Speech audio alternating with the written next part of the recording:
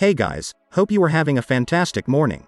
Today, I was going to release a pretty big video on the current housing crisis, the first episode of a small series, but research into the matter has taken me down a rabbit hole that is much bigger than I imagined, so I will have to postpone it for tomorrow.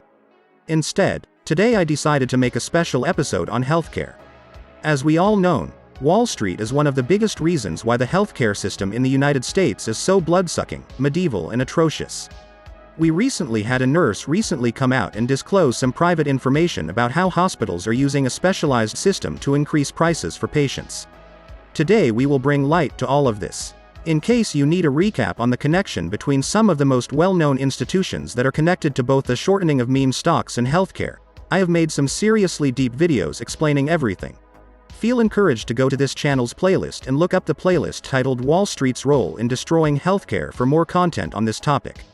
Instead of a general overview about a certain topic, we are going to cover some of the recent findings so that you get a first-row seat at how healthcare operates against you. I want to shout out David Lazarus for his piece on this subject, as it greatly inspired me to make this video, and the nurse that came out and exposed all these systems and bad actors working against people. Before we start, let me quickly state that I am not a financial advisor, and that all content discussed in this channel is simply information gathered that I deem important for people to know, so that they can make informed decisions. All efforts are aimed to better understand the nature of the current market in anticipation of the greatest squeeze in financial history. Let's get started. There are many reasons why we have a $4 trillion healthcare system, and there is no shortage of scams and schemes to be found in each of these reasons. You can point fingers at health insurance companies and you will find almost every member involved, if not all of them, doing really scummy things. You can look at Big Pharma and you will most certainly not find any of them actively trying to do good for the general population. As explained in a previous video talking about this very issue, the problem with the healthcare system that we have is that the way the system works benefits members of it when they are actively working against the better interests of patients. This reality isn't only true about big decisions in policy, as even doctors are more than ever being told to use less quality equipment and treat their patients as quick as possible so they can get more people visitations per day and charge insurers more and more. Today we are going to talk about a huge leak of a California hospital which spotlights automated markups for healthcare. To say medicine and medical treatment is high is a sad reality, but to actually see price hikes of as much as 675% being imposed automatically in real time really slaps you across the face, waking you up as if you are Neo after taking the red pill and makes you wonder how on earth can such a scam be allowed in the first place. A former operating room nurse at Scripps Memorial Hospital in Encinitas shared a screenshot with a journalist from the Los Angeles Times.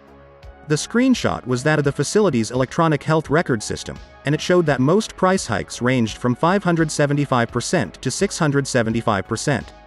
The figures are so incredibly routine and normalized as a practice that the software even displays the formula that it uses to convert reasonable medical costs to billed amounts that are obviously much higher than they should be. As an example, one of the screenshots showed sutures, which are medical threads, or stitches for those a bit smooth-brained, as having a basic cost per unit at $19.30. The system would then computerize the cost and converted it to $149.58 per unit. This is the amount which patients and their insurers would be billed. The automated system simply took the actual costs of sutures and imposed a 675% markup, which resulted in a bill amount that was magnitudes higher than it should have ever been.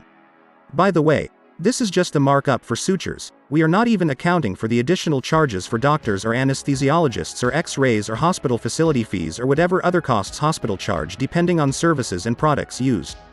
This is nothing less than price gouging, and research now suggests that the practice has become so widespread that the same or similar software are being used across hospitals nationwide and slowly spreading to other areas of the world.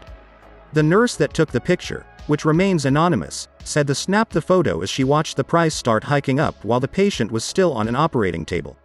Hospitals are a business and they will want overhead, but a 675% overhead is nothing less than pure scum behavior. Another screenshot showed the pricing for an antimicrobial solution that was used to clean the wound of a patient.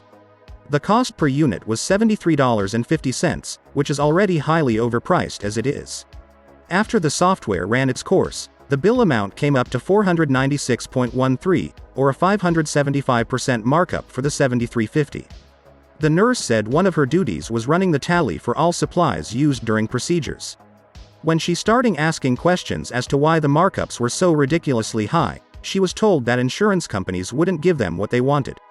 As David Lazarus said, healthcare providers ignore the actual costs of treatment when calculating bills and instead fix nonsensical figures that push reimbursement from insurers higher and higher. Guys, newly released data showed that during the first half of 2020, 30 million residents in the United States lacked healthcare. That means that on the bad luck that one of these people got injured and required a visit to the hospital, if they arrived at a facility which had a similar software like this, they would be stuck having to pay these astronomical prices. In America, God forbid you get sick or injured and you lack health insurance.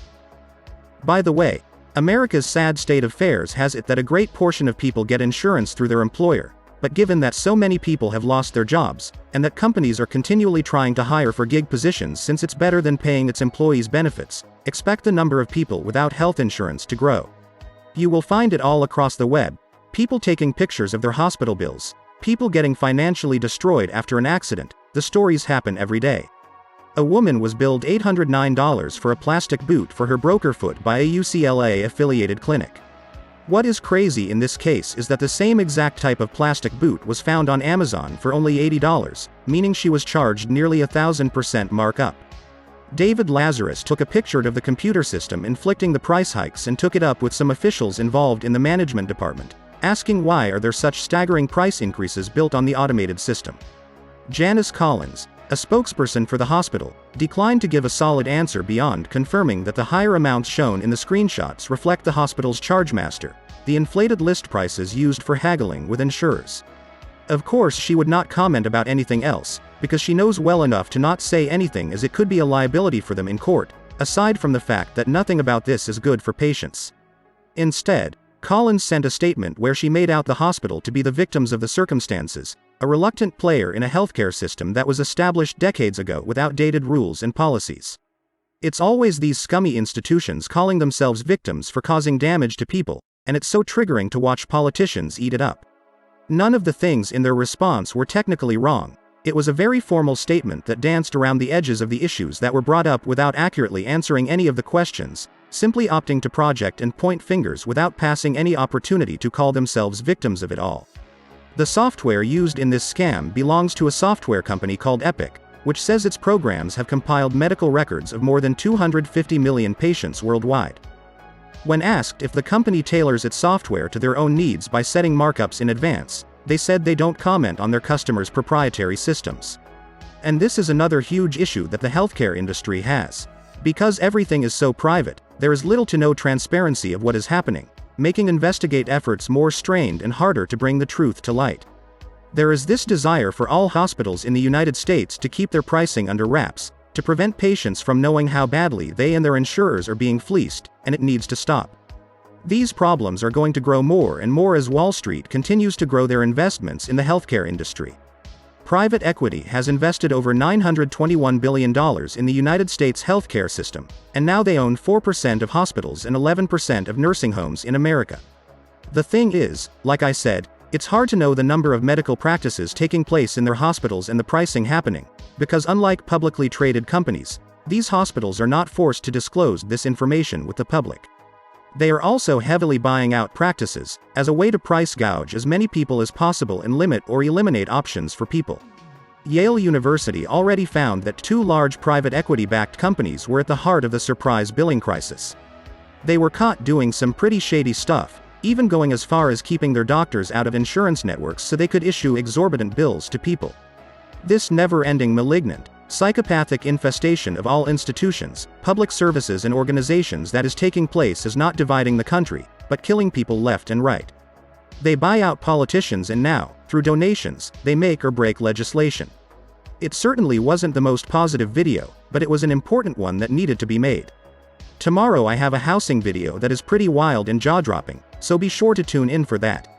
I hope to have given you guys some perspective, to have inspired the growth of some wrinkles, but the sad story is that I won't know unless you tell me so in the comments, so don't be shy and give me your thoughts and opinions into this video. That's all I have for this morning video. Thank you so much for watching. Big shout out to David Lazarus for his incredible research and strong will to expose these criminals. If you want to support this channel, I have a Patreon link in the description as well as some one-time donation links for Cash App and PayPal. Thank you again for being a part of this channel. I will continue striving for better content. Hope you keep having a great day, and I hope to see you later today on the recap video. Until then, keep on buying the dip into the moon.